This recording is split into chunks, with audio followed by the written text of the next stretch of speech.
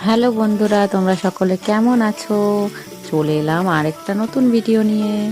আশা করি সকলে খুব ভালো আছো। আমিও তোমাদের ভালোবাসায় অনেকটাই ভালো আছি। আজকে দেখো আমাদের বাড়িতে জমির ধান সেদ্ধ করা হয়েছে। তো আমাদের মাঠে ধান চাষ হয়, সেই জমির ধান মা সিদ্ধ করেছে। আমার শাশুড়ি মা দেখো ভোরবেলায় উঠে কত ধান সিদ্ধ করে ফেলেছে।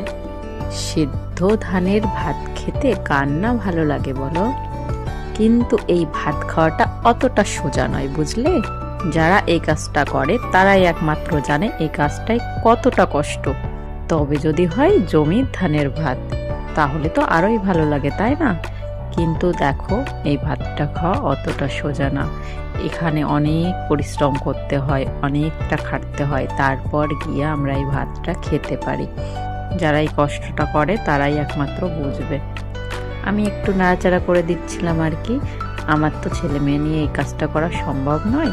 আমি ঘর দিকেই দেখি আর আমার শাশুড়ি মা বাইরের দিকে দেখে। তারপর দেখো চলে আসলাম রান্না করে ভাত রান্না করার জন্য।